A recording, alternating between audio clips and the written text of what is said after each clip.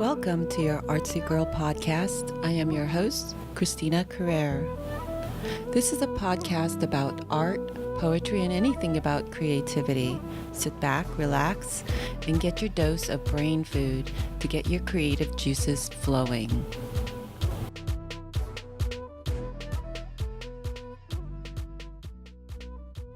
Welcome to episode 4. I am so super excited to introduce to you today my next featured guest.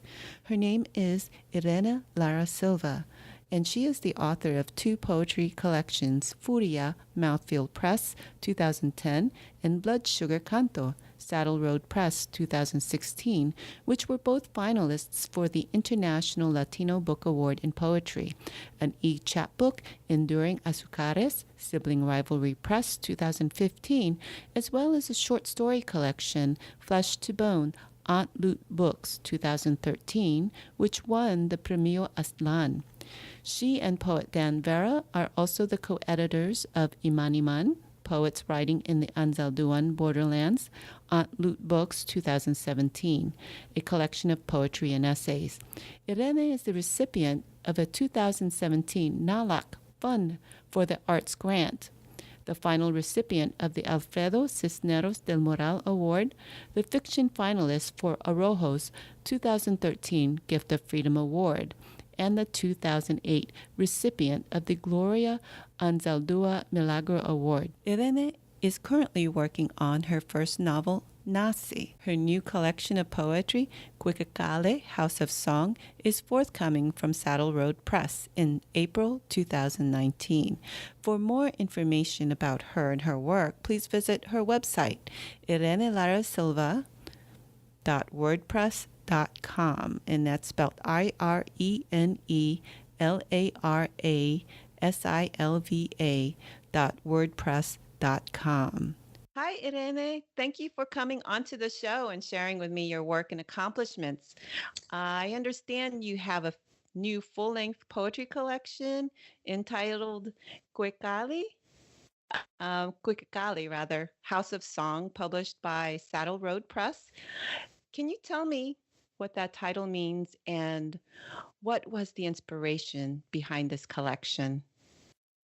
So the title of the book, Cuicacalli, is now what for House of Song, for Casa de Canto, and it was important to me to come to that title because I wanted to talk about how important song is, in a different way than what we usually think of it as.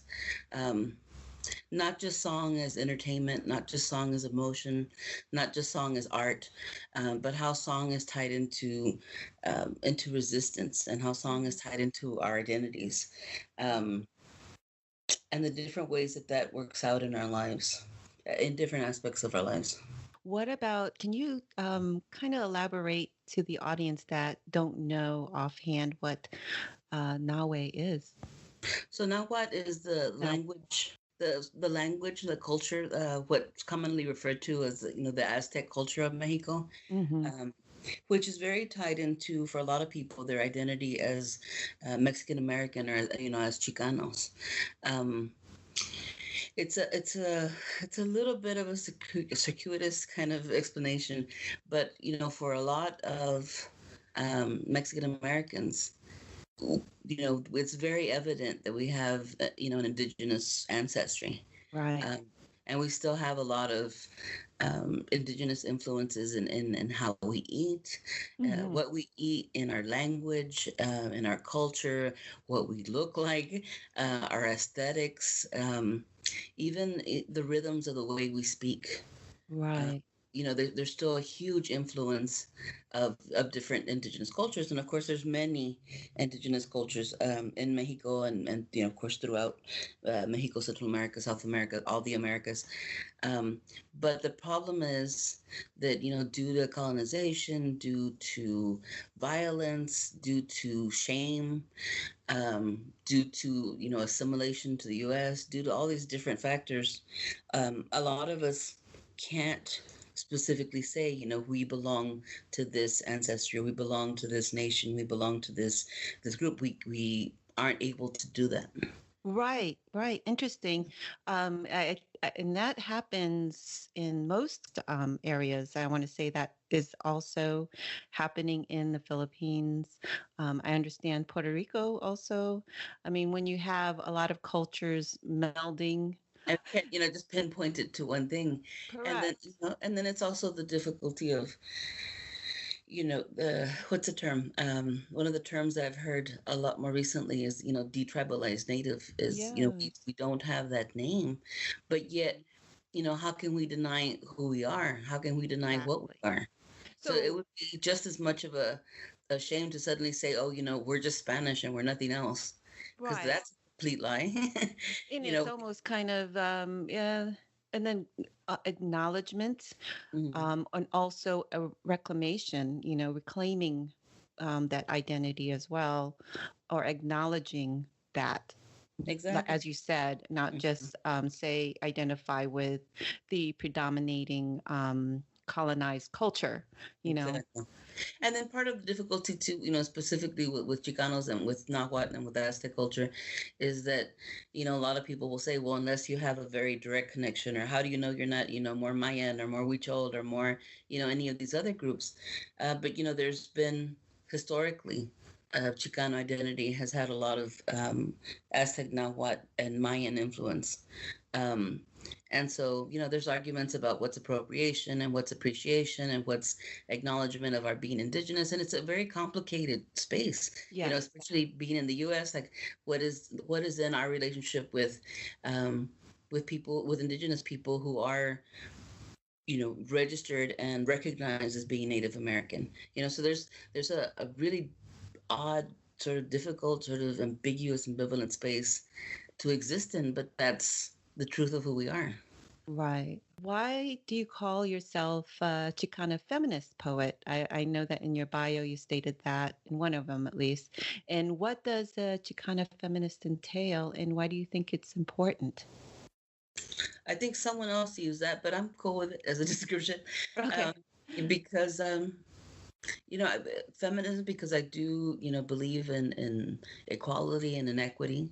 Hmm. Um, one of my big concerns is the end of violence against women, Hmm. um, as well as access and opportunity. And as far as the Chicana, I mean, was it someone asked me recently, what would be your best description of yourself? And for me, it would, the first thing would be indígena, just to say I'm indigenous. I grew up with our being called, Mexicanos de este lado, because there's Hmm. Mexicanos of that side and there's Mexicanos of this side. And so, and it Hmm. was just, we were all Mexicanos. It didn't matter if whether we were US born or Mexican born. Um, but then, through time and education and especially college, that's where I became more familiar with the terms of, Chicana, either with a CH or Chicana with an X. Um, Yes. but Yes. that very much aligns with my feeling that includes the mestizo, the indigenous, and the different influences, and the fact that it's a U.S. experience, uh, Hmm. or at least the way it is, the way I've lived it, and Right. that also affects what I write about and what I talk about. A lot of my stuff has to do with social justice. A lot of it has to do with violence and with healing and with spirit, and the fact that I really think, for me anyway, it's really important to write about people, not just as people, not just as bodies, Right. um, but that combination of heart, body, and soul, Mm. and the individual and the community. How much of it also is denouncing the uh, female role in the family as the, Mother Mary type? I know that was part of the Filipino experience. So is that also part of the denouncing that and just kind of reclaiming your space per se? I guess that was more specifically maybe addressed in my short story collection. Ah, Um, but in the poetry. Well, and it kind of is a theme throughout, kind of Uh-huh. trying to look at women as either mothers, martyrs, or Right. the opposite being the whore figure. Uh-huh. Um, and so because I think with women it's the importance and the continued necessity of still complicating what we think of as women, what we think of indigenous women, what we think women of color are, and to kind of to complicate that narrative. There's all these different stories. Um, but I do see there's been different parts of that I've tackled with every book. With this one, I think what I most wanted to tackle was the idea of strength, Mm. and what that is. Like, when it's so easy, either to fall into that mother martyr horror or women as victims. Mm-hmm. And Yes. and what is it, and even to when we think sometimes about what healing and what brokenness are, we get kind of caught in we get caught in our wounds. Yes. And so Yes. a lot of this book, and especially I guess now that I'm hitting, my mid 40s, I'm thinking a lot about, what does it mean not just to heal, but what is it to try to not identify with a wound anymore, to not, Ah, to not get wounded, to yes. take on more sort of, to take on the strength and to be willing to live in the strength, That's a to, different perspective, to live in the power. Mm-hmm. One of the Very poems good. one of the poems that I got to read yesterday, um, was one of my favorite of the collection is Guadalupe, Mm-hmm. which is this, what an Aztec deity, and that she's the mother of Huitzilopochtli. And the thing is, Guadalupe doesn't have a human head. Oh, She has two serpent heads. yes. Okay. And apparently her visage was so frightening to the Spanish that what I find is interesting is that they didn't destroy her statues. Mm. They built over them. They buried them. It's like they couldn't even deal with them. Oh, And they just wow. completely, and so they're still finding statues of her, like under, like when they're, they're building subways or they're building buildings, and in the foundations of things, they're finding her statues. Wow. What a And I'm like, story. yeah, no, and it's fascinating. It's like, they've been hidden for 500 years or longer, and but they're there. They're still there. But I think they one of the references in the poem says, they softened her name because they say apparently they tried to make Guadalupe sound like Guadalupe to Wow. to kind of just kind of take over. You know how they with a It lot of does. Yeah, the resemblance they, actually, they like took over like the deities or the what of whatever area they as were they in. did in the Philippines as Yeah, and well. They they did the tried to same match that thing. up. Exactly. Mm-hmm. Weird sort of colonizing aspects of Catholicism where they just Yes. took over whatever culture of whatever land it was taking over, and they just tried to like absorb it. Yes. So where did you grow up? A little bit of everywhere. Uh-huh. So I was born in sort of North Texas and Upper Texas, but my parents were migrant truck drivers. So they worked in the fields, and Uh-huh. then they traveled every year. We followed the harvest seasons, so Yes. several, like maybe five or six different locations in Texas, Oklahoma, New Mexico, and so we just did this circuit every year. I Um, see. but I spent a lot of time in South Texas in the Rio Grande Valley, so right on Uh-huh. the border. Um, Okay. So, can you say that those childhood experiences affect your identity in your poetry and your writing? oh, very much, very much. I mean, I think I've lived in Austin now for about 20 years, Hmm. um, and well, for one, I still consider Austin, part of the actual border, like the very close border. But it's for a lot of us, sort of the ideas of borders or fronteras, like they live in us. We take that wherever we go. Uh-huh. But also for me, like the connection with the land. I mean, this is where I'm from. This is where my parents are from. This is Yes. like our understanding of where we belong is here. Mm-hmm. And I've had people always my entire life ask me where I'm from, and then of course, where are you really from? Uh, Yeah. and I'm Yeah. like, I'm from here. This is where I'm from, and and and it's one of the things that makes me really sad because when you get even not just Anglo Americans, but when you get people that are immigrants that are asking where you're from, And it's like, there's of course, our educational system makes it so that people think that if you're a person of color, this isn't where you belong, or that you Exactly. necessarily have to be an immigrant. And it's like, no, we have been here. We have always been here. And and by that we're connected to everyone, both was that in the book I call us, we're the many times dispossessed. um Mm.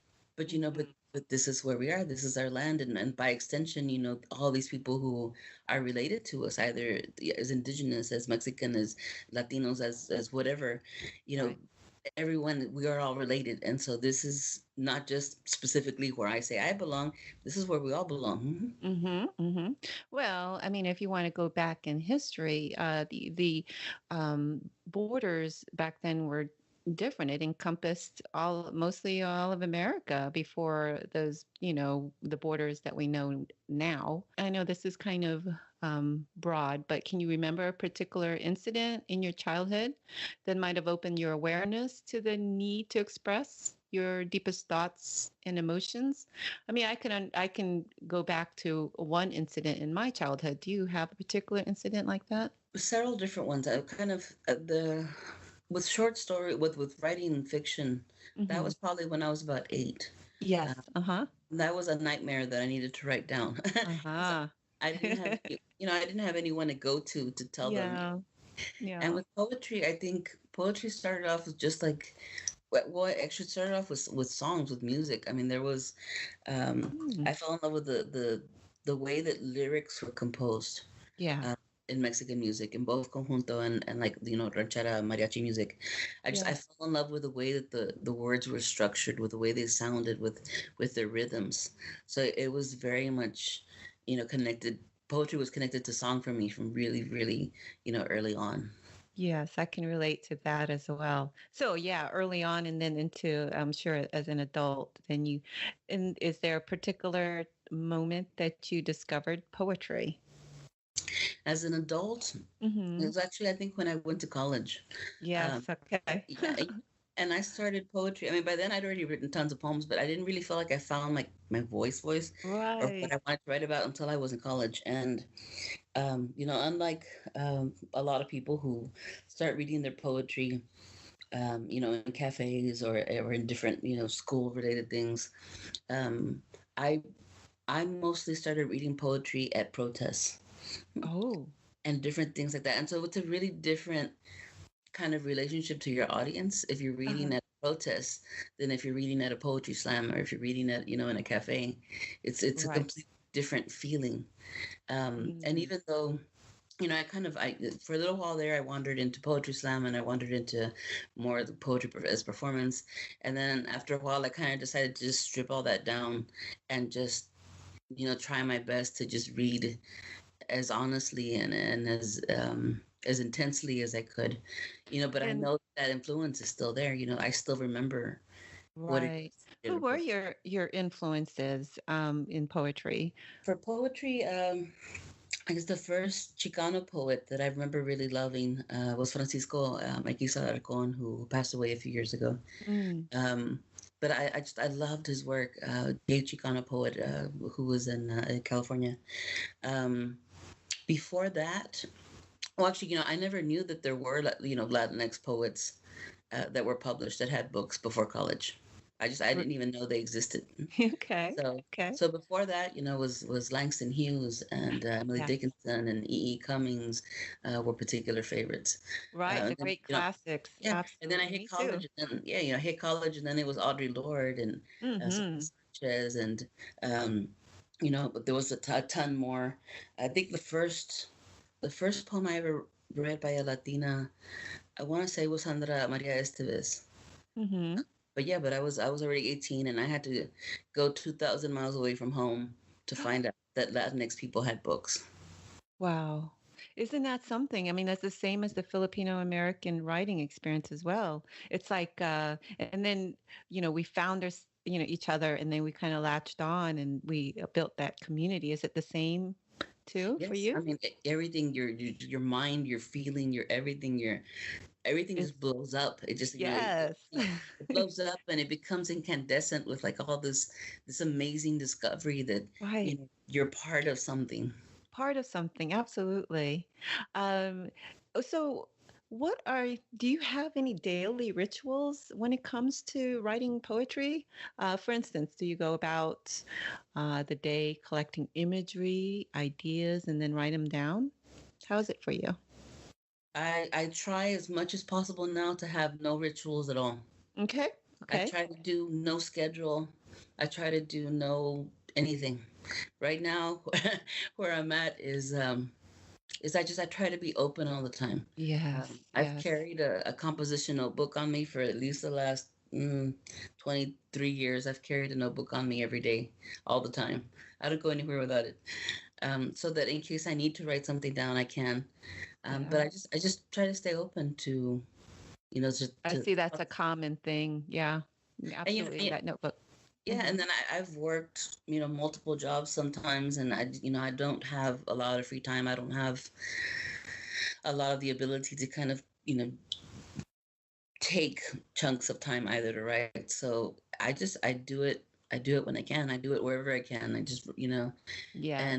and especially like in the last year, I want to say I'm trying to not use language like, that I'm stealing time or that I'm making time, but that I'm giving myself time to write, Oh, myself to wow. do it. Wow. Because That I that's yeah. that's a great concept there. Uh-huh. Yes, because you want to get to a point where you don't have like resentment of other people or of jobs or commitments, or you don't even want to, have to resent, like I have to deal with chronic, health issues. Um, you don't want to have to resent your own self or your own body or Hmm. what it needs. And so then, I want to make making art, writing, whatever else, about something I give to myself. Is that something that you kind of evolved to, or did you start at a different place? Like, I mean, that to me is a lot as an artist and writer myself. That's a different concept because we're always focusing on, at least I am, pain and heartache and things like that. And you're coming to a space of letting go, acceptance, forgiveness. Did that happen? Was that an evolution for you or? Oh, definitely. I mean, I've Okay. been I'm 44 now. Hmm. So I've been writing dedicatedly in what I think of as like my voice since, basically since I was 18. Although I started writing as a kid, but so, I'm already 25 years into this. Hmm. Uh, and so it definitely has been an evolution Yeah. between, feeling like I was always fighting for this identity and fighting for this space and fighting for a way to tell my stories and find my language. And it's just been, for a long time, I think I saw it as battle after battle after battle. And I think only now, like I'm serious, like in the last year and a half, it's a completely different thing now than it's been at so many other points. Yeah, Well, because I wanted to ask you because at the end of your collection, you wrote, as artists and activists, we can train ourselves to keep our eyes open and our hearts soft in a world that seems to be always hard on us as women of color, us as marginalized folks. How can we maintain this soft heart you speak of in general and in the literary world? well, there's several different things, and one is, first we have to think about, what do we want for our lives? What do we want for our community, our poetry community? I tell people a lot. I'm like, when I walk into a room of poets or writers, I don't want to walk into a room and think, oh, that person, that's my competition, or that's my enemy, or Hmm. this person backstabbed me, or da da da. I want to walk into a room of poets and writers and artists, and I just be like, these people are my friends. Like I want Right. to live in a community of love. That's what I want to live in. Hmm. That's the world I want to be in. Those are the people I want to be surrounded by. And that's what I want to offer to people. I want to be able to say, here I've got this, this love to give. I have this belief in our art to give. I have, this my own experiences of what it's been to be a writer for all this time and trying to figure things out.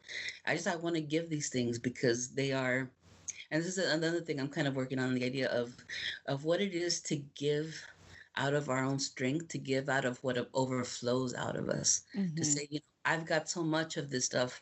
I just want to give it, and without asking for anything in return, without it having to be an exchange or scratch my back, I'll scratch yours.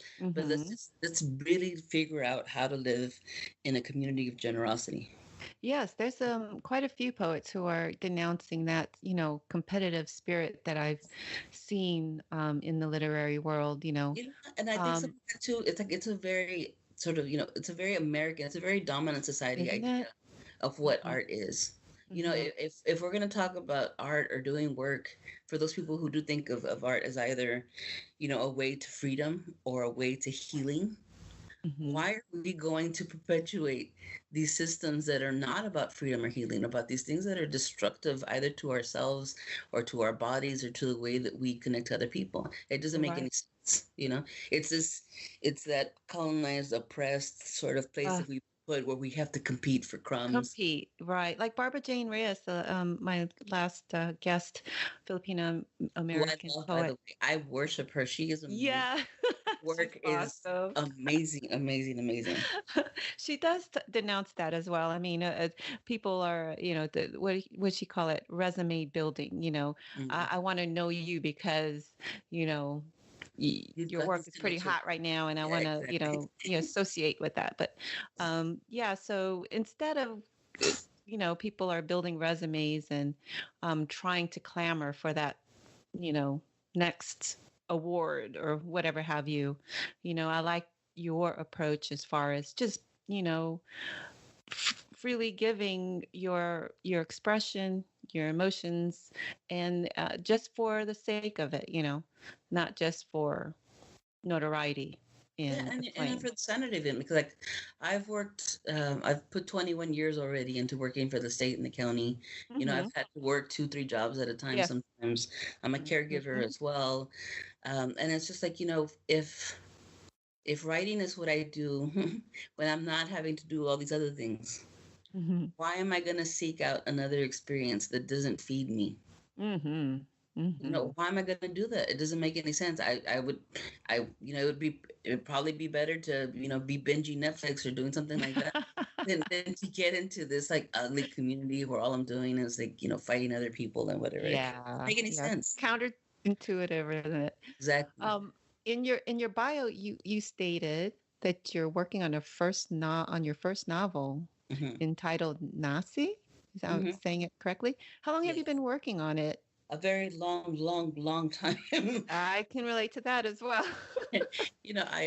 So Cuicacalli is my third collection of poetry. And I've also published a short story collection. And so I've been doing both, poetry and fiction for a long time. But with this novel, I think for a long time I didn't believe that I could write a novel because I Mhm. didn't want to write anything like most of the novels that I see. Um, my I guess my three favorite novelists would be uh, Juan Rufo with Pedro Paramo, Toni Morrison, Mhm. excuse me, um, with Beloved and Song of Solomon, and then Leslie Marmon Silko's Ceremony. Um, but I kind of wanted to do something small and nonlinear and a little crazy the way Pedro Paramo is. Uh-huh. Uh-huh. Um, which is maybe like an 80-page novel that was written in the 1940s. Uh, Wow. that was it came before the magical realism and before Gabriel Garcia Marquez Really? and Wow. it's a beautiful novel for anyone who hasn't read it. It's an incredible novel where I like need to check it out. Yeah. it tears down the boundaries between the living and the dying and Ah, its sense of story is. I mean, when I finished reading it the very first time, yeah. I just opened it back up to the beginning and started reading it again. That's how Wow. amazing it was, and I still read it at least once a year.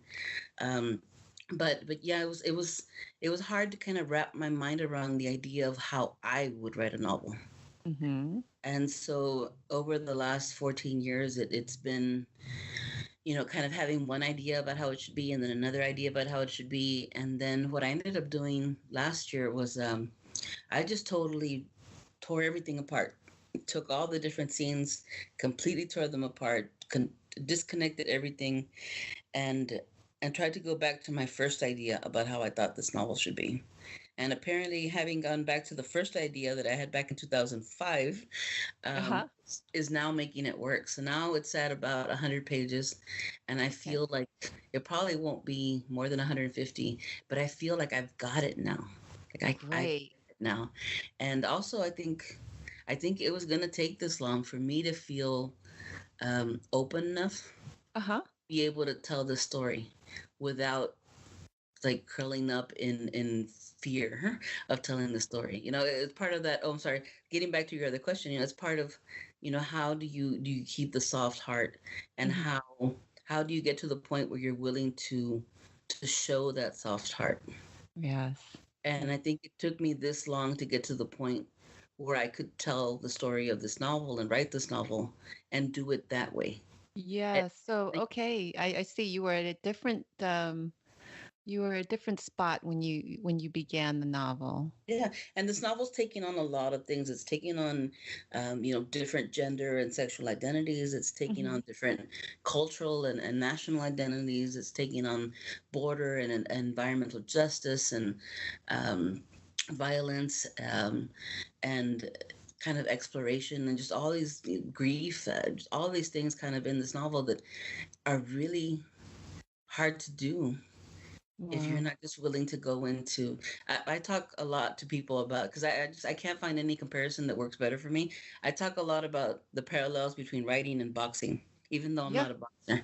I'm not a boxer, but but it makes sense to me. I'm a big Rocky fan, so that's that's what I take as my knowledge and my authorization. And that's it, as the same way that boxers need support systems, writers need support systems. Yes, They, absolutely. boxers need their coach. They need their person with a little water bottle. They need their fans in the audience. The way that boxers train, writers got to train. You Hmm. got to build up your strength. You got to build up your body and your mind. And the thing is too is that boxers go into the ring knowing they're going to get hit. There's no Yep. way to go in there and just think that you're not going to get hit. Absolutely right. But writers, I think, get this idea that they're going to go into writing and that it's not going to hurt. And Oh, and I'm sorry, but it is. It is going to hurt, and there is going to be discomfort. But just like a boxer, you don't just give up. You got to get back up. You got to keep, right.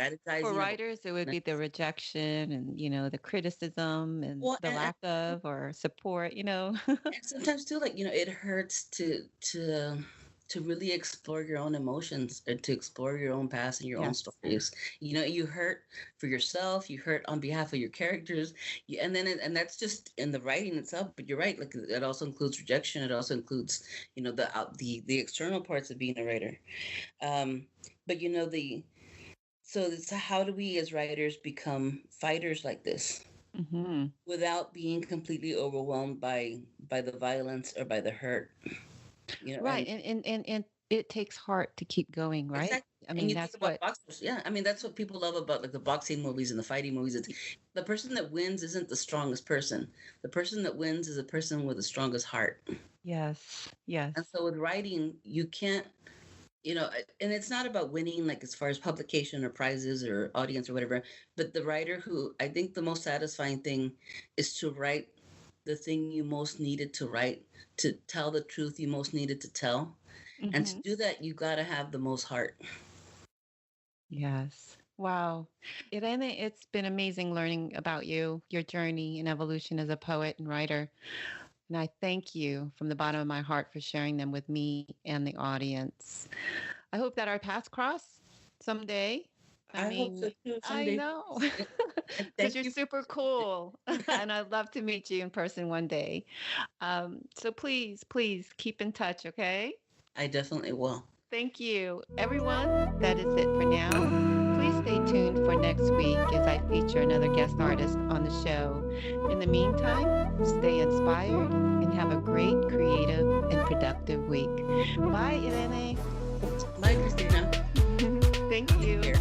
Bye. You too.